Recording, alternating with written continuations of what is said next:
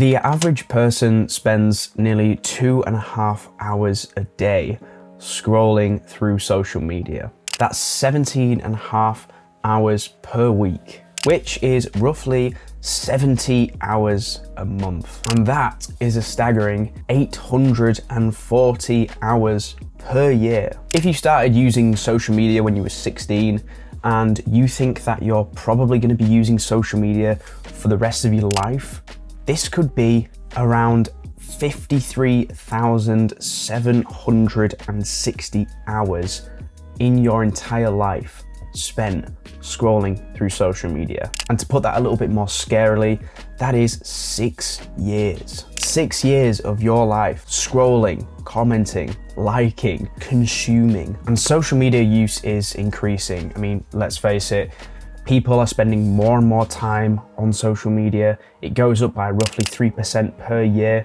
So this figure of 6 years of your life from now is really quite a generous figure. It's probably closer to 10 years. But I don't want to just blast you with numbers and statistics and for this video to be kind of a doom and gloom kind of video. I really wanted just to give you guys a bit of inspiration and a bit of advice from me and try and give you some value and to try and persuade you to maybe think about getting rid of social media. What if someone was to give you an additional 3 years?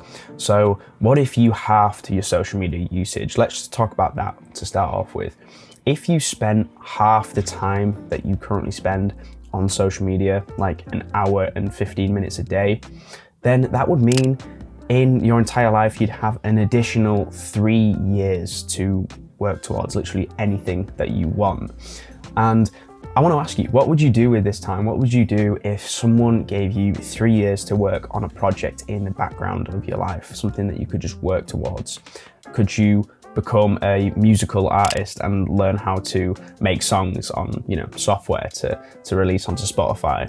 Could you learn how to video edit? Could you learn how to record videos and become a YouTuber? Could you build a dropshipping company and build several of them and, fail at a bunch of them and not make any money, but eventually learn how to do it, learn how to get it all right, and eventually on the 5th or 6th company that you make, it starts making you a bit of money. There's so much stuff that you could do in 3 years, and the only way that you get that time is just literally by halving the amount of time you spend on your phone, on Instagram, on TikTok. So I'm going to tell you exactly what I've done to mean that I can spend less than an hour a day on my phone.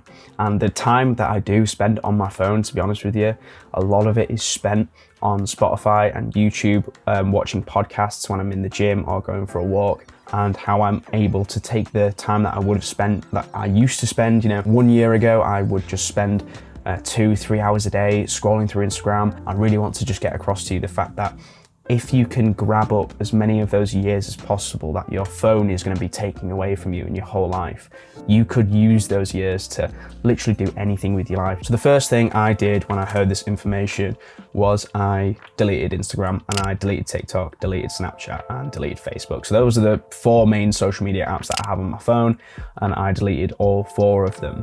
Now, there is other things you can do as well. If you don't, for whatever reason, want to delete your social media, you can on your phone go to the settings and type in screen time, and then you can press on the social media apps like Instagram and TikTok, and you can set time limits on there so that if you spend longer than, let's say, half an hour on TikTok, your phone will pop up with a notification telling you to take a break. There's other apps as well. I think there's one called Freedom, which you can download, that actually blocks you from being able to use the social media apps after a certain time, and it's a bit more strict. But really, the best way to do this, honestly, is to just get rid of them.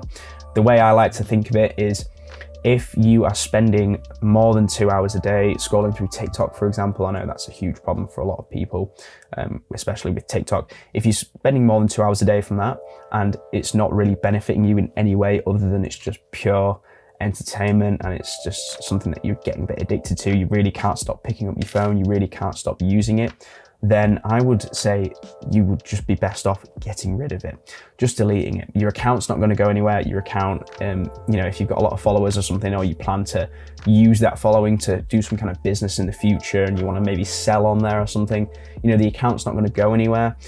I'd say just get rid of it. If you've got stuff that you're working on right now, whether that's your schoolwork or you try to get good grades in college so that you can get a good career, or you working on a YouTube channel or whatever it is that you're working on, I'd say it's a much better trade-off to actually just focus on that thing and take those 6 years that you would have spent, in the rest of your life, probably, as we've established, closer to 10 years, and kind of allocate them into other things. So that was the first step, deleted social media. The second step that I did was I turned my phone into grayscale. So in the settings, if you've got an iPhone, I don't know how to do this on Samsung or Android, to be honest with you. On an iPhone, if you've got one, you can go to settings, go to accessibility, and then display and text size, go into that, and then go to color filters, and then press on the color filters and put it into grayscale. What this does is it makes your phone black and white. And you might be thinking, well, how's that gonna lower my screen time? What it does is it makes your phone look boring, and it makes the phone not interesting to look at. So even if you do have like YouTube, like I still have YouTube on the phone, for example, and you're kind of bored and you just end up opening up YouTube and tempted to go watch some shorts, you will instantly realize that your phone's in black and white, and it kind of just gives you that reminder that you've put your phone in black and white and you've actively made that decision. So that is it's like a reminder whenever you see your phone in black and white that you're trying to actively spend less time on your phone, and it's kind of a little mental reminder.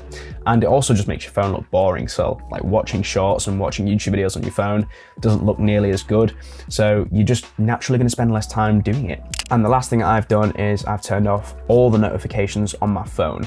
So if I want to get in touch with someone or someone wants to get in touch with me, I will get notifications when they text me on like the native messenger app, the text message app, or if they ring me, I'll get a notification.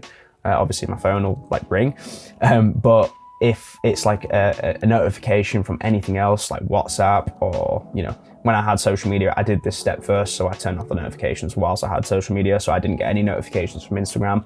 I didn't get any notifications from Snapchat, and I didn't get any notifications from TikTok. So if I wanted to find out if anyone had messaged me through there or had sent me anything, I'd have to actively press on those social media apps. An important step with this is when you're turning off notifications, turn off the little side thing on the phone, to put it in silent mode as well. And then when you're turning off the notifications, turn off the banner, turn off the the little kind of number that appears next to the apps to say how many notifications you have. It'll say like 5 or something, or for some of you it'll say like 1,000 or whatever. Just turn that off as well. You can find that all in the settings on your phone, I believe. Just in notifications, you can just turn everything off. You have to press on each app individually, and I know iPhone don't want you to do this because iPhone want you to be on your phone as much as possible. So this is actually going to take a bit of work to do this. It takes a bit of time. Go through all your apps and remove all the notifications on there. Every setting, just tick it off, except for like the Messenger app and the phone app, because obviously if there is like an emergency or if anyone really needs to get in touch with you, you want to be there. You want to have that availability to be able to actually contact them. But other than that, just turn off notifications. But if you follow through the first step, which is just to, that's like the ultimate step, is actually just to physically delete the apps, then you're not going to have to worry about the notifications because the app isn't there. And so there you have it. That's what I did to spend less than an hour a day on my phone on average per week. Right guys, remember, just improve yourself by 1% every day and you will get there. See ya.